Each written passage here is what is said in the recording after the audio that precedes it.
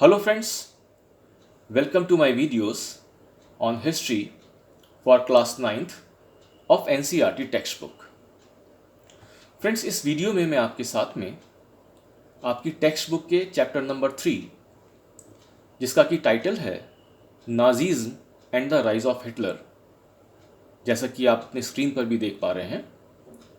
तो इस चैप्टर के सभी क्वेश्चंस के आंसर्स को मैं डिस्कस करने जा रहा हूं। अब यहाँ पे इस वीडियो में दो कैटेगरी के क्वेश्चंस हैं। एक तो वो क्वेश्चंस हैं जो कि बुक में आपके चैप्टर के पीछे दिए गए हैं, उन सभी के आंसर्स को मैंने डिस्कस किया है। इसके अलावा भी कुछ सप्लीमेंट्री क्वेश्चंस हैं जो कि इस चैप्टर से रिलेटेड हैं, तो मैंने उन सप्लीमेंट्री क्वेश्चंस को भी के आंसर्स को भी यहाँ पे डिस्कस किया है। ये क्वेश्चंस तीन तरह के डिनोमिनेशंस में हैं। 1 मार्क के हैं, 3 मार्क्स के हैं और 5 मार्क्स के हैं। ये सभी क्वेश्चंस के आंसर्स को मैंने ज़रूरत के अकॉर्डिंग पॉइंट वाइज लिखा है और साथ ही कीवर्ड्स को भी मैंने बोल्ड किया है। ऐसा करने से आपको आंसर को समझने और एग्जाम्स में अपने आंसर को लिखने में काफ़ी मदद मिलेगी, ऐसा मेरा समझना है। इसके साथ साथ जहाँ जहाँ पर रिक्वायर्ड है वहाँ पर मैंने सभी आंसर्स को एक्सप्लेन भी किया हुआ है। तो चलिए फ्रेंड्स, इसी के साथ हम स्टार्ट करते हैं और क्वेश्चन नंबर 1 से स्टार्ट करते हैं। So the first question is describe the problems faced by the Weimar Republic. The following were the problems faced by the Weimar Republic. Number 1, Weimar Republic's own people did not welcome it because of the terms it was forced to accept after Germany's defeat at the end of the First World War।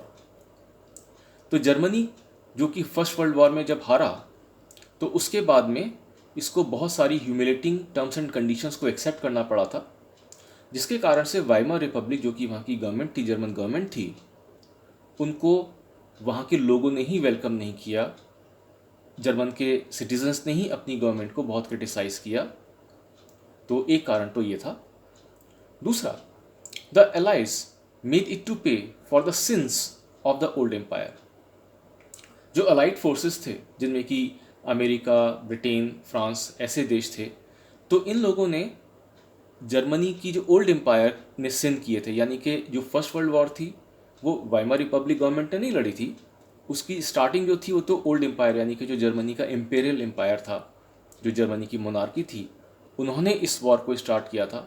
लेकिन इसकी भरपाई किसको करनी पड़ी? इसकी भरपाई Weimar republic को करनी पड़ी।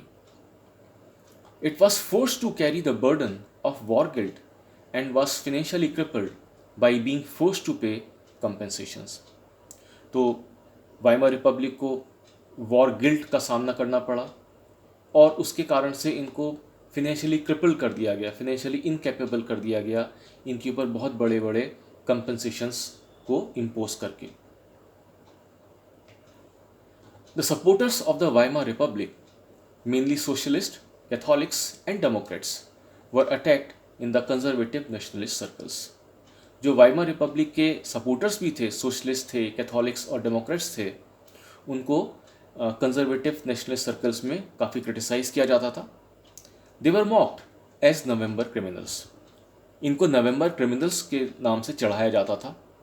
ऐसा इसलिए क्योंकि जो ट्रीटी वाइमार रिपब्लिक ने साइन करी थी उसको नवंबर 1918 में साइन किया गया था, तो नवंबर मंथ के लेकर के इनको नवंबर क्रिमिनल के नाम से मॉक किया जाता था। Now we move on to the question number 2। Discuss why Nazis became popular in Germany by 1930. Answer is, following were the reasons of Nazi popularity in Germany. तो नाजीज्म जो था वो जर्मनी में क्यों पॉपुलर हो गया, इसके ये रीजंस हैं। Number 1, during the great depression Nazis became a mass movement. Great depression जो कि 1929 के आसपास स्टार्ट हुआ था, जिसमें कि बहुत ज़्यादा जो गुड्स के जो प्राइसेस थे वो बहुत हाई हो गए थे। चीज़ों की डिमांड बहुत बढ़ गई थी लेकिन उनकी सप्लाई बहुत कम हो गई थी, तो जिसके कारण से ये एक ग्रेट डिप्रेशन पूरी दुनिया में आ गया था। तो उन दिनों में नाजीज़म जो था वो एक मास मूवमेंट के तरीके से उभर के सामने आया। Many banks collapse and businesses were shut down, बहुत सारे बैंक्स बंद हो गए और बिजनेसेस भी बंद हो गए।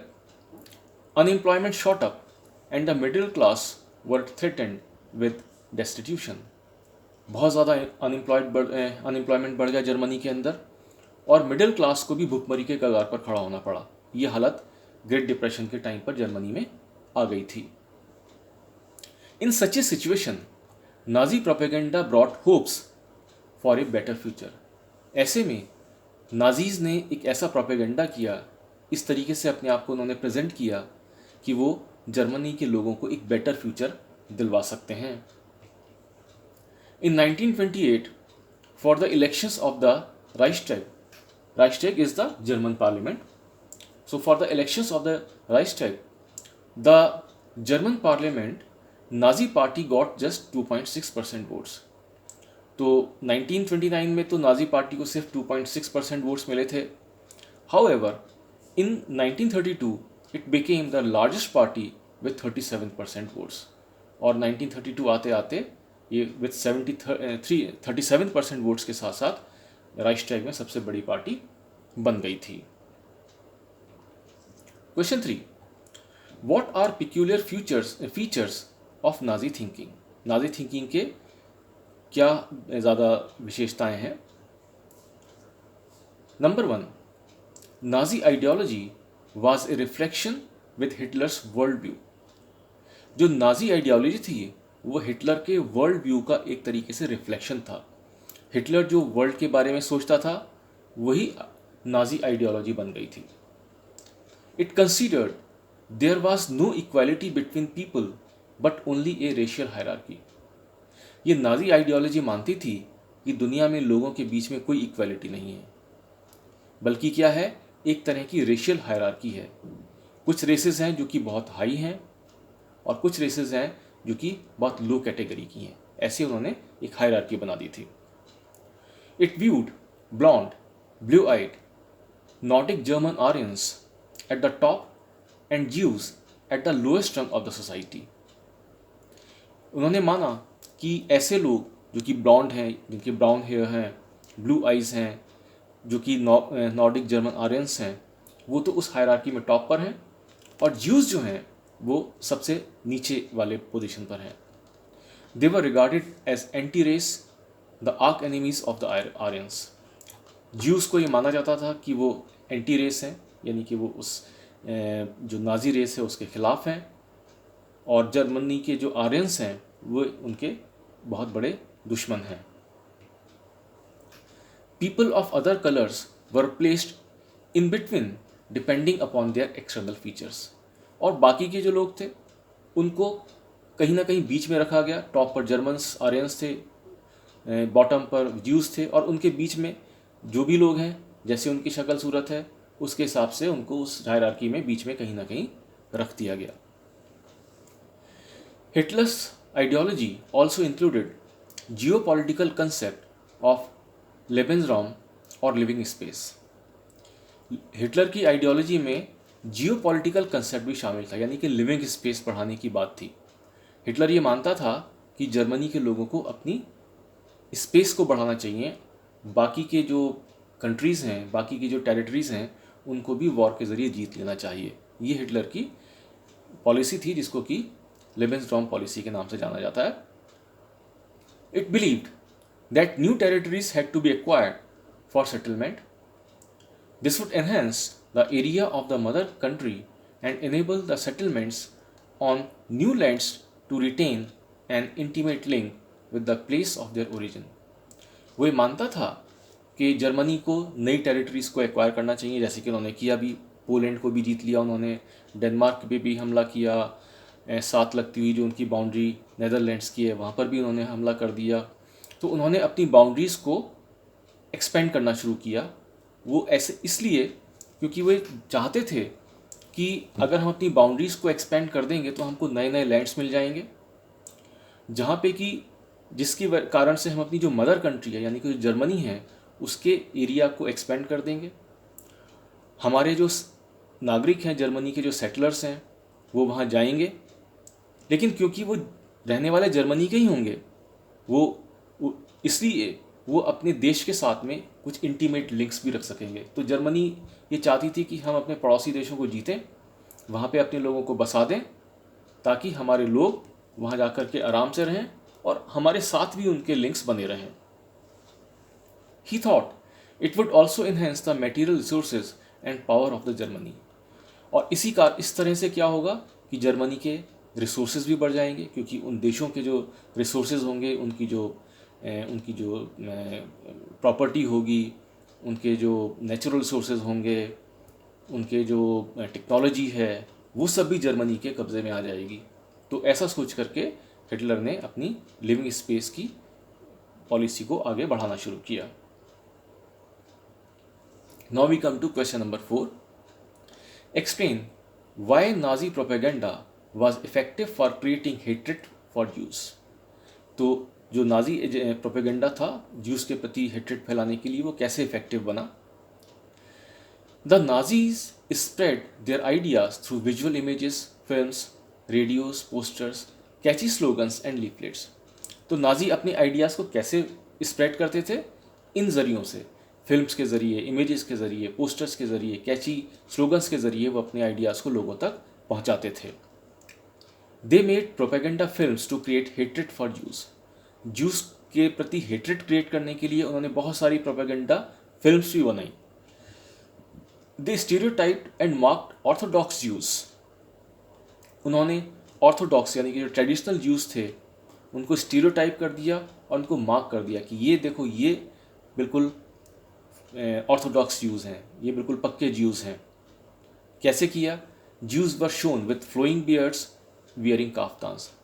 जो भी ज्यूज़ थे जिनकी की लंबी लंबी बियर्ड्स, दाढ़ियाँ हुआ करती थीं, और वो काफ्तान्स पहना करते थे, लंबे लंबे चोगे पहना करते थे, तो उन्होंने कहा कि ये जितने भी लोग हैं ये सब ज्यूज़ हैं और ये हमारे लिए बुरे लोग बाग हैं।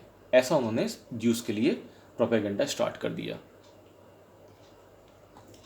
Nazis called the Jews as vermin, rats and pests and compared their movements with those of rodents।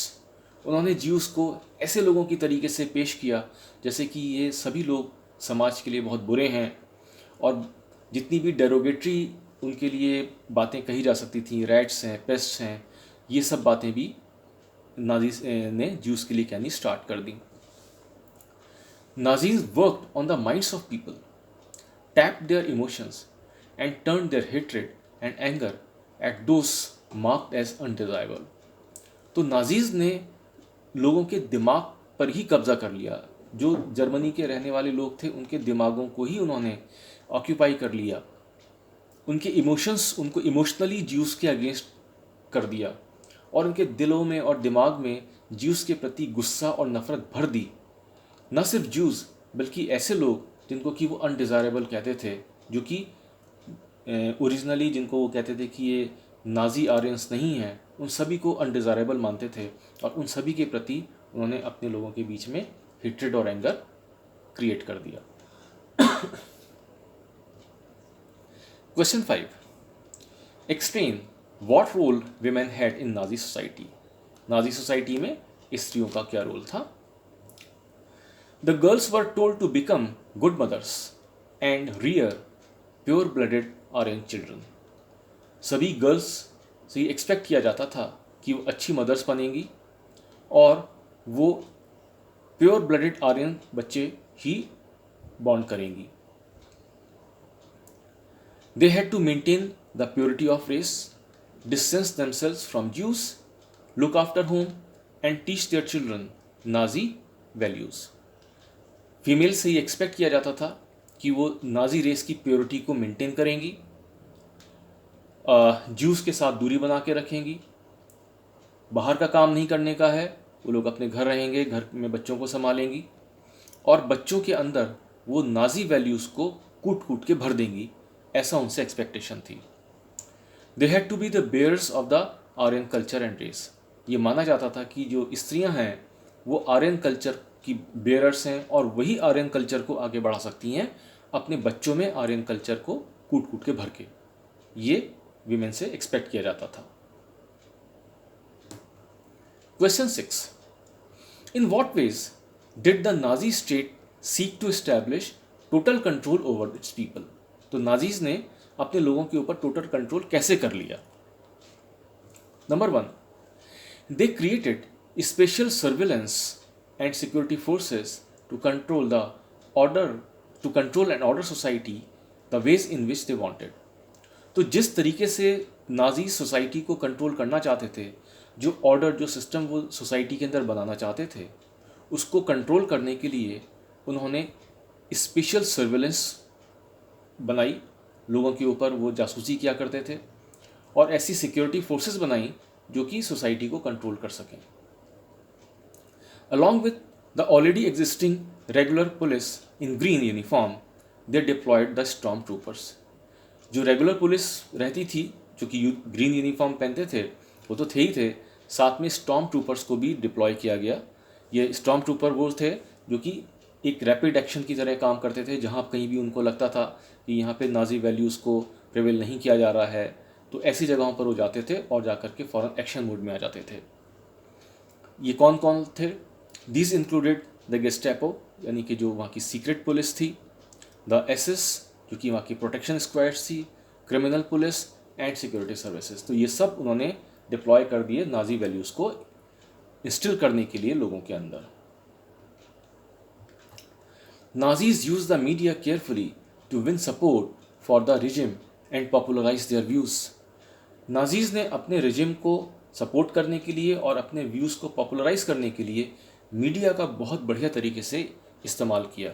अब उस ज़माने में आजकल की तरह टीवी तो नहीं थे, इलेक्ट्रॉनिक मीडिया तो नहीं था, लेकिन उस ज़माने में न्यूज़पेपर्स थे, मैगजीन्स थे, रेडियोज़ थे, इस थिएटर्स थे। इस तरीके से उन्होंने अपने व्यूज़ को पॉपुलराइज करने के लिए मीडिया का उपयोग किया। Nazi ideas were spread through visual images, films, radios, posters, catchy slogans and leaflets. The Nazis made equal efforts to appeal all the different sections of the population. उन्होंने जो Nazi population थी उसमें किसी को भी नहीं छोड़ा। उन्होंने सभी लोगों को अपील करने की कोशिश करी, वो किसी भी वर्ग के लोग हों, चाहे वो इंटेलेक्चुअल्स हों, साइंटिस्ट हों, या फिर वो टीचर्स हों, या फिर वो बिजनेसमैन हों, या फिर वो मिडिल क्लास के लोग बाग हों, जितने भी लोग बाग थे उन सभी को उन्होंने नाजी वैल्यूज़ के साथ में अपने साथ में लाने की कोशिश करी। दे sought to win their support by suggesting that Nazis alone could solve all their problems. तो नाजीज़ ने सभी लोगों के मन में, दिमाग में ये बातें भर दी कि सिर्फ नाजीज़ ही हैं जो कि जर्मनी के लोगों की प्रॉब्लम्स को सॉल्व कर सकते हैं।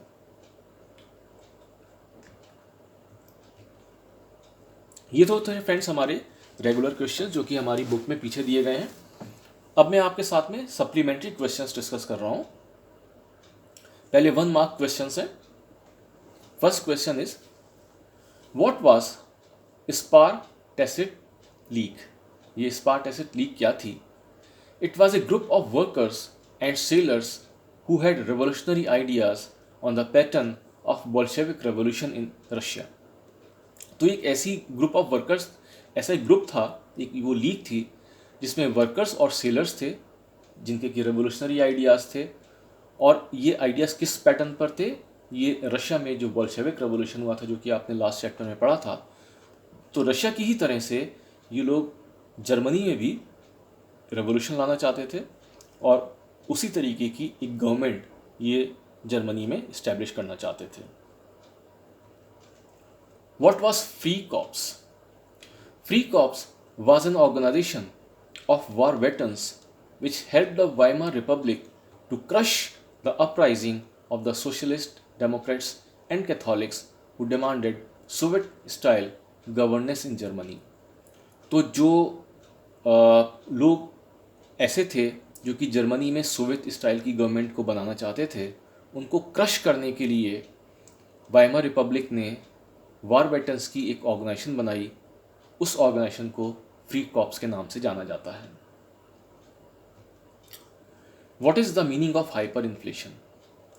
Hyper inflation is a situation when the prices of the goods rise phenomenally high. ये एक ऐसी सिचुएशन है जब चीज़ों की जो कीमतें हैं वो बहुत अधिक बढ़ जाती हैं, उस स्थिति को हाइपर इन्फ्लेशन कहते हैं। ऐसे में कीमतें बहुत बढ़ जाती हैं, सामान की डिमांड बहुत बढ़ जाती है, उनकी सप्लाई डिमांड के मुकाबले में बहुत कम हो जाती है, तो वो स्थिति हाइपर इन्फ्लेशन कहलाती है। What was the problem of proportional representation? Proportional representation क्या था? Proportional representation made achieving a majority by any one single party in the parliament a near impossible task. This led to a rule by coalition. तो Germany में जो government थी, Weimar government, उन्होंने एक ऐसी policy लेकर के आए कि पार्लियामेंट में किसी भी एक सिंगल पार्टी को मेजोरिटी नहीं मिल सकती थी। ये प्रोपोर्शनल रिप्रेजेंटेशन के कारण से होता था। तो जब किसी एक सिंगल पार्टी को पार्लियामेंट में मेजॉरिटी नहीं मिलेगी तो क्या होगा? तो फिर कोएलिशन की गवर्नमेंट बनेगी, यानी कि बहुत सारी जो पॉलिटिकल पार्टीज़ हैं वो मिल करके गवर्नमेंट बनाती थी। तो इस प्रॉब्लम को प्रोपोर्शनल रिप्रेजेंटेशन की प्रॉब्लम कहा जाता था। What was article 48? Article 48 gave president the powers to impose emergency, suspend civil rights and rule by decree. Article 48 एक ऐसा आर्टिकल था जर्मनी के कॉन्स्टिट्यूशन में जिसने कि जर्मनी के प्रेसिडेंट को बहुत सारी पावर्स थी। इन पावर्स के ज़रिए प्रेसिडेंट कभी भी इमरजेंसी इम्पोज कर सकते थे, नागरिकों के जो सिविल राइट्स हैं उनको सस्पेंड कर सकते थे, और डिक्री के द्वारा, यानी कि अपने सिर्फ आदेशों के ही द्वारा वो शासन कर सकते थे। आदेशों का मतलब ये है कि आपको पार्लियामेंट से कोई कानून बनाने की ज़रूरत नहीं है, जो प्रेसिडेंट ने एक आदेश दे दिया, एक जो रूल दे दिया, वही कानून बन जाएगा। तो इसको हम रूल बाय डिक्री कहते हैं। What was fire decree? Fire decree indefinitely suspended civic rights like freedom of speech, press and assembly that had been guaranteed by the Weimar Republic. Weimar Republic ने काफ़ी गलत काम भी किए थे, लेकिन इन्होंने जर्मनी के लोगों को बहुत सारी फ्रीडम्स भी दी थी। वो कौन कौन सी फ्रीडम्स थी? उन्होंने फ्रीडम ऑफ स्पीच दी थी, freedom of press and assembly दी थी, बहुत सारे सिविक राइट्स जर्मनी के नागरिकों को दिए थे। लेकिन फायर डिक्री ने उन सभी सिविक राइट्स को और जितनी भी फ्रीडम्स थी उन सब को सस्पेंड कर दिया। What was enabling act? Enabling act established dictatorship in Germany. It gave Hitler all powers to sideline parliament and rule by decree. तो इनेबलिंग एक्ट ने जर्मनी के अंदर डिक्टेटरशिप इस्टेब्लिश कर दी। इससे पहले आपने देखा था आर्टिकल 48, आर्टिकल 48 ने भी यही काम किया था, और इनेबलिंग एक्ट ने तो हिटलर को बिल्कुल डिक्टेटर ही बना दिया। इस एक्ट के ज़रिए अब हिटलर के पास में सारी की सारी एग्जीक्यूटिव पावर्स आ गई, साथ ही साथ लेजिस्लेटिव पावर्स भी आ गई। अब उनको पार्लियामेंट में जाने की कोई ज़रूरत नहीं रह गई थी। वो सिर्फ अपने डिक्री के द्वारा, यानी कि जो आदेश देते थे उन्हीं के द्वारा वो अब जर्मनी के शासन को चलाने लग गए थे। What was general government? General government served as killing field for the Jews and Poles. अभी जो जनरल गवर्नमेंट है ये ऐसा प्लेस था जहाँ पर कि ज्यूज़ को और पोल्स, यानी कि जो पोलैंड के नागरिक थे, उनको लाया जाता था, कंसंट्रेशन कैंप्स में रखा जाता था और उसके बाद उनको गैस चैम्बर्स में ले आकर के मार डाला जाता था। तो ये जनरल गवर्नमेंट जो थी वो एक ऐसी किलिंग फील्ड थी जहाँ पे कि ये सब हत्याएं की जाती थीं। What was Hitler Youth? Hitler Youth was a youth organization where the Nazi youth learned to worship war, glorify aggression and violence, condemn democracy, and hate Jews, communists, gypsies, and all those categorized as undesirable. तो ये Hitler youth Germany के young बच्चों की, particular जो boys थे, तो young boys की एक ऐसी ऑर्गेनाइजेशन थी जहाँ पे कि जर्मनी के हर लड़के को जो कि नाजी थे उसको भर्ती कंपलसरीली किया जाता था। यहाँ उन लड़कों को सिखाया क्या जाता था कि वो वॉर को वर्शिप करें, एग्रेशन की पूजा करें और वायलेंस की पूजा करें। उनको वायलेंटली एक्शंस में इन्वॉल्व किया जाता था। वो लोग डेमोक्रेसी को कंडेम करें, डिक्टेटरशिप को प्यार करें, ज्यूस के साथ हेट करें, इसके साथ साथ कम्युनिस्ट और जिप्सीज जिनको कि जर्मनी में अनडिज़ायरेबल डिक्लेयर कर दिया गया कि ये तो हमारे लिए ज़रूरत ही नहीं है इन लोगों की, तो ऐसे लोगों से हेट की जाए, ये सब उन यंग बच्चों के दिमाग में भर दिया जाता था यूथ ऑर्गेनाइजेशन के अंतर्गत। अब हम 3 मार्क्स क्वेश्चंस पर आते हैं। How was Weimar republic formed? कैसे बनी Weimar republic? With the defeat of imperial Germany and abdication of the emperor, the parliamentary parties got an opportunity to recast German polity. अब जब इंपीरियल जर्मनी यानी कि जो मोनार्की थी उसकी defeat हो गई फर्स्ट वर्ल्ड वॉर में, और जो वहाँ का मोनार्क था वो भाग गया, तो अब पॉलिटिकल पार्टीज़ ने ये देखा कि अब हमारे सामने अपॉर्चुनिटी है कि हम जर्मनी की पॉलिटी को एक नई शेप दें, तो उन्होंने इस कारण से वाइमर रिपब्लिक की स्थापना करी। The national assembly met at Weimar and established a democratic institution which had federal structure. तो नेशनल असेंबली जो थी वो वाइमार में मिले और उन्होंने एक डेमोक्रेटिक इंस्टीट्यूशन की स्थापना करी, यानी कि वहाँ पे डेमोक्रेसी लेकर के आए, और डेमोक्रेसी के साथ साथ उन्होंने जर्मनी में फेडरल स्ट्रक्चर को भी इस्टेब्लिश किया। फेडरल स्ट्रक्चर का मतलब है कि पावर्स को डिसेंट्रलाइज किया गया, सेंटर की कुछ पावर्स को वहाँ के स्टेट्स के हाथों में दे दिया गया। तो इस तरीके से उन्होंने वाइमर रिपब्लिक को इस्टेब्लिश किया। Deputies were now elected to the German parliament, that is Reichstag, on the basis of equal and universal votes cast by all adults including the women। अब जो जर्मन पार्लियामेंट में जो parliamentarians थे उनको डेप्यूटीज़ कहा जाता था, उनका इलेक्शन कैसे होता था? उनका इलेक्शन यूनिवर्सल वोटिंग के द्वारा किया जाता था, यानी कि जितने भी एडल्ट्स थे उन सब को, चाहे वो मेल हो या फीमेल हो, उन सबको वोट करने का राइट था, और वही अपने डेप्यूटीज़ को इलेक्ट करके पार्लियामेंट में भेजते थे। 2. What promises were made by Hitler? Hitler ने जर्मनी के लोगों से क्या प्रोमिसेस किए? Hitler promised to build a strong nation, undo the injustice of the Versailles Treaty and restore the dignity of the Germans। Hitler ने कहा कि देखो, मैं जर्मनी को एक बहुत स्ट्रॉन्ग नेशन बनाऊंगा, जो भी हमारे साथ वर्साई की ट्रीटी में, जो कि हमने आपको बताया था कि जहाँ पे कि जर्मनी को बहुत ह्यूमिलेटिंग कंडीशंस को मानना पड़ा था, तो उस ट्रीटी में जो भी जर्मनी के साथ इनजस्टिस हुआ है उसको हम रिस्टोर करेंगे, उसको हम वापस करेंगे, और साथ ही साथ जर्मनी के लोगों की जो डिग्निटी जो खो दी है उन्होंने उस ट्रीटी के द्वारा, उसको भी हम वापस लेके आएंगे। He promised employment for job seekers and A secure future for the youth. उन्होंने कहा कि जो लोग भी नौकरी चाहते हैं उनको एम्प्लॉयमेंट देंगे और अपने यूथ को एक हम सिक्योर फ्यूचर देंगे। He promised to weed out all foreign influences and resist all foreign conspiracies against Germany। उन्होंने कहा कि हम जितनी भी फॉरेन इन्फ्लुएंसेस जर्मनी में हैं इस टाइम पे, हम उन सबको बाहर कर देंगे, उनको हटा देंगे, और साथ ही साथ जर्मनी के अगेंस्ट जो भी कॉन्स्पिरेसीज की जा रही हैं उन सबको भी हम रेजिस्ट करेंगे। Why did Nazis hate Jews? अब नाजीज जो हैं वो ज्यूज से इतना हेट क्यों करते थे? इसका क्या कारण था?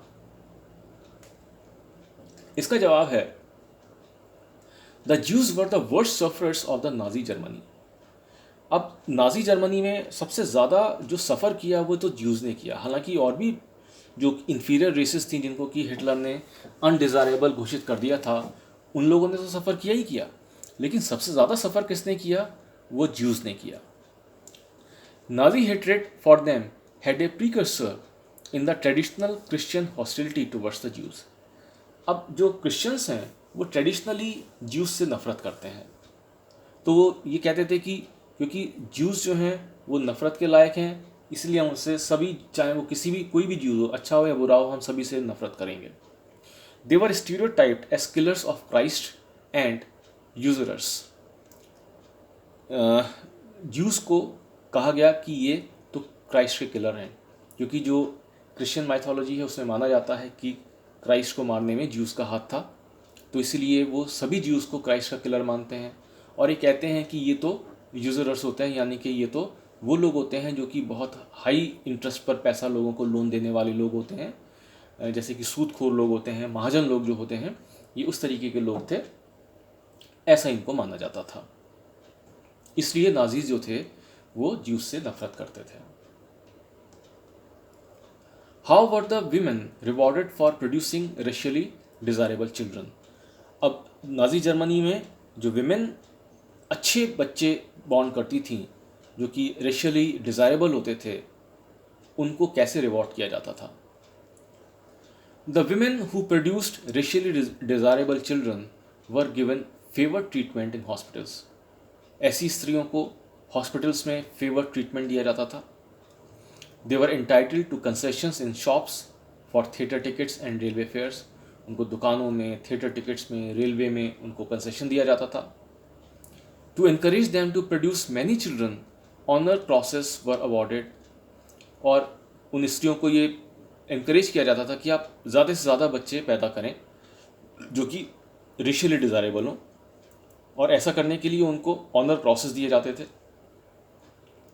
अगर कोई स्त्री 4 बच्चे बॉर्न करेगी तो उसको ब्रॉन्ज मेडल दिया जाएगा, अगर किसी के 6 होंगे तो उसको सिल्वर मेडल दिया जाएगा, और अगर किसी स्त्री के 8 या उससे ज़्यादा बच्चे होंगे तो उसको गोल्ड मेडल देकर के सम्मानित किया जाता था। Question 5, name the book written by Charlotte Beradt, what was mentioned in it. Charlotte Beradt ने कौन सी बुक लिखी थी, उसमें क्या लिखा था उन्होंने। So Charlotte Beradt secretly recorded people's dreams in her diary. इन्होंने क्या किया कि अपनी डायरी एक लिखी और उसमें इन्होंने लोगों के ड्रीम्स को, जो कि पर्टिकुलरली जो ड्यूज थे, उनके ड्यूज को उन्होंने अपनी डायरी में लिखा।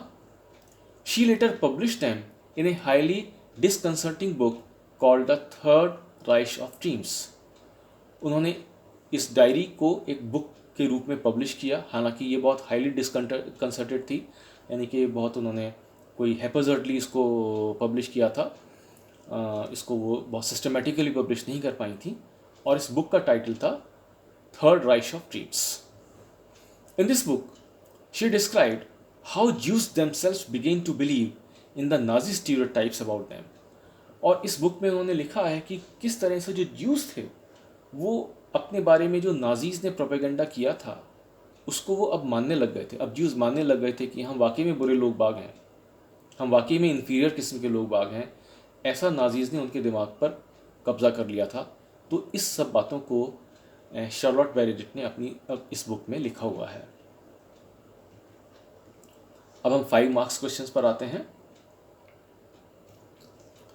What were the terms of the Versailles treaty. Versailles treaty की क्या शर्तें थीं। Germany lost its overseas colonies. Germany ने अपनी ओवरसीज कॉलोनीज लूज कर दी। ए 10th of its population, 13% of its territories, 75% of its iron and 26% of its coal to France, Poland, Denmark and Lithuania. Germany was demilitarized by the Allied powers to weaken it. Germany को demilitarise कर दिया, न केवल उनके सब properties को कब्जा कर लिया एलाइड फोर्सेस ने, बल्कि उनकी मिलिट्री की पावर भी बहुत कम कर दी गई, जिससे कि जर्मनी बहुत वीक हो जाए। The war guilt clause held Germany responsible for the war and damages suffered by the Allied countries.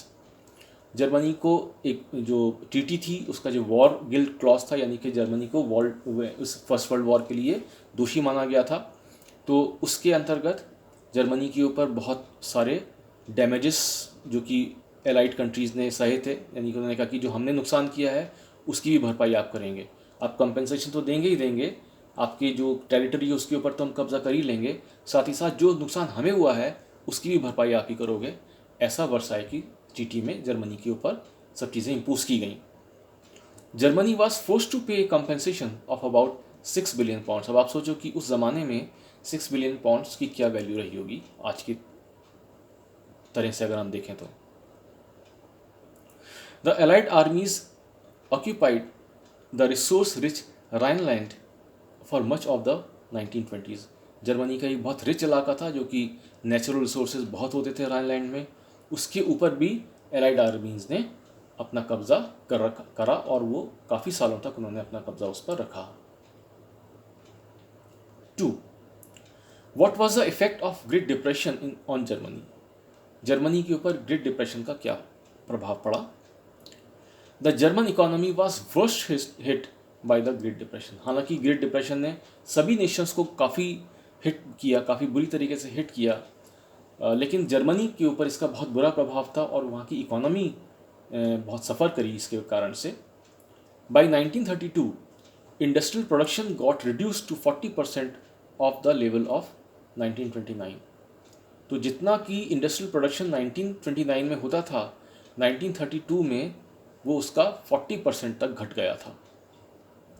Workers either lost their jobs और were paid reduced wages. Workers या तो नौकरी चली गई या उनको कम तनख्वाह मिलती थी। The number of unemployed touched to a high of 6 million. 6 million लोग बाग अनएम्प्लॉयड हो गए जर्मनी में। With the disappearance of jobs the youth took to criminal activities and despair became common place. जब लोगों के पास, लड़कों के पास नौकरी नहीं रही तो वो क्रिमिनल एक्टिविटीज़ में रह गए और हर जगह वहाँ पे एक डिस्पेयर की फीलिंग, निराशा की फीलिंग ने घर कर लिया। तो फ्रेंड्स, ये मैंने आपके साथ में इस तरीके से आपके हिस्ट्री के बुक के 3rd चैप्टर यानी कि Nazis and the rise of Hitler के सभी क्वेश्चंस के आंसर्स को डिस्कस किया है। साथ ही साथ मैंने सप्लीमेंट्री क्वेश्चंस को भी डिस्कस किया है। आई एम श्योर कि आपको इन क्वेश्चंस को पढ़ के अपनी तैयारी करने में काफ़ी मदद मिलेगी। Please keep watching my videos. Have a good day. Thank you very much.